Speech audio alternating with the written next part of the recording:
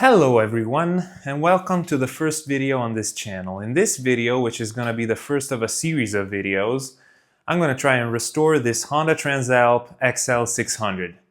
But first, let's see what's wrong with it. I bought this 90s Transalp used a few months ago and it's having some problems. The biggest one, as you can see, is a massive oil leak coming from the valve cover on the back cylinder. But it was already in a sorry state. The previous owner crashed it, damaging the right side, and tried to touch up the paint really badly. Then they put on this engine guard and proceeded to crash it again on both sides. At least the engine guard protected the bike this time. The same can be said about the hand guards, unfortunately, which are now badly scratched from all the crashes that happened. And on top of all of this, there's a bunch of surface rust on bolts and metal parts that I'll have to remove and repaint. But the rust doesn't stop there, unfortunately. The previous owner installed aftermarket handle grips, one of which is missing the cap, which made the inside of the handlebars rusty. And finally, there's a few things that I did, like this terrible mounting for this CarPlay screen, which is actually meant for a car, hence the zip ties. And the best part about all this mess is that I've never worked on any motor vehicle before. The only things that I have are the service manual, my brain, and some tools off the hardware store. What could possibly go wrong? Oh, and did I mention I have no idea about how to make videos either? The only thing I know is that I need to get to the valve cover, and while I'm at it, I'm just giving the bike a full service because it needs it. The plastic engine cover that I'm removing is held on with two Phillips screws on the left side, 10mm bolt behind the front wheel, and another Phillips screw on the right, and then it just comes off. Yeah, this isn't looking good at all. Moving swiftly on from those horrors, the next thing coming off is the engine guard, which is held on with 14mm bolts on each side, then two more on the front of the bike, and I forgot to film myself removing it. Since the neutral indicator isn't working either, I'm removing the gear pedal to then remove the chain guard so I can reach the neutral sensor that's underneath it. And since the seat and most of the body panels are in need of repair, I'm just stripping the whole bike down so I can have easier access to everything while I'm working on it. The air filter is the first thing I'm replacing as part of the bike's service since it's just right there. It's held on by 3 Phillips screws and it just comes off. It's not extremely dirty, but still, a new one isn't gonna hurt. And actually, now that I'm seeing the new one, I'm starting to think that that was probably pretty dirty. The original screws are going back in, and that is a job done. The next thing to come off is the gas tank. I set the valve to off since there's still some fuel in the tank and struggled with some hose clamps, but eventually I got it off, spilling just a few drops of gas, and after removing a bolt, which I forgot to film, I can now remove the gas tank from the bike without any problems.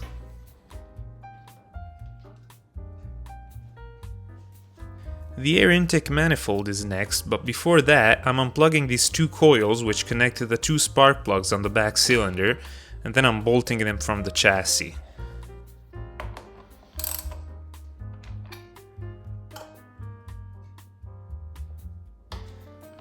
Now I can get at the clamp holding the air intake manifold to the air filter box, and then I will have to unscrew the clamps on the carburetor side.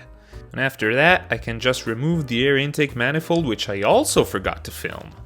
So I figured I could just keep you watching me struggle with taking the pipes off the carburetors.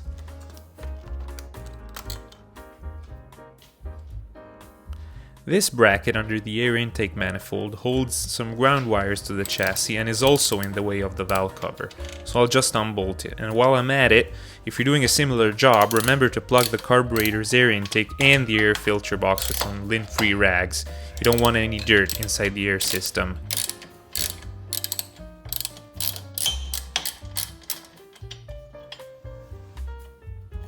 Now I can see the valve cover clearly. I unplugged the spark plug wire for one of the two spark plugs, then I removed this hose, which honestly I don't know what it's for. As I said, this is my first time working on a vehicle. And after getting that out of the way, I start getting at the valve cover bolts. Now these two bolts have basically no clearance, so there's no way I'm getting at them with a power tool, so I'll just get them out with a wrench, and also the right one doesn't even unbolt all the way, but that's fine, it'll come off anyway.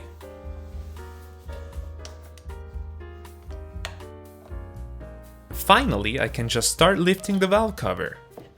There you go. Come on. Come on. God dang it.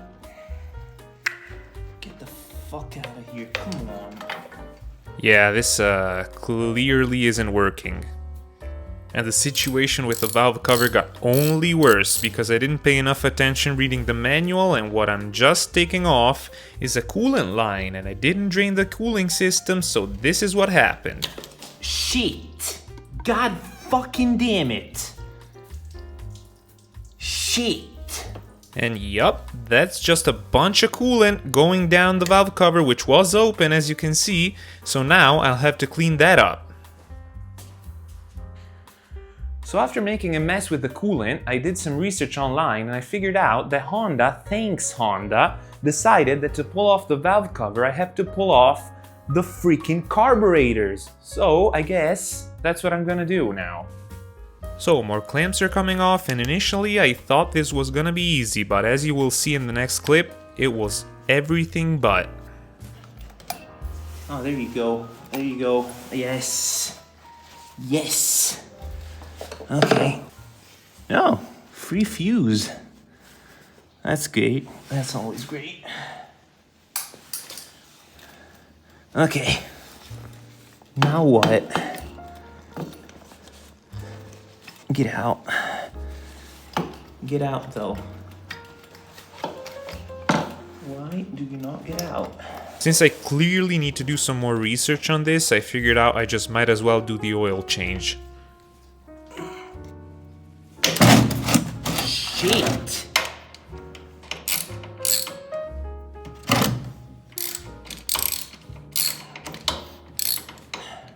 While we all watch the oil drain, let me just make a little PSA and remind you to dispose of your used motor oil properly. It's not only super bad for the environment, but in most countries it's a criminal offense to dispose of it improperly. Just go to your nearest recycling center and they'll just take it for free. Do the right thing, please. As I'm doing the oil change, now is the perfect time to change the oil filter as well. Since it's all greasy and over tightened, I have to use this wrench that I have to get. Usually, and if your mechanic did a good job, you should be able to unscrew it by hand, as it says on the filter as well. After draining the oil that's left in the old filter, I just greased up the gasket on the new filter with some fresh motor oil, and then I just screw it in place of the old one. Hand tight, mechanics. Hey everyone, Editor Me here. I'm waiting for parts and I want to get this video out as soon as possible, so I'll guess this is the end of part 1. Part 2 is coming soon as I get my parts. Sorry for making a multi-part video, but unfortunately parts take a long time to get here. So see you in the next part.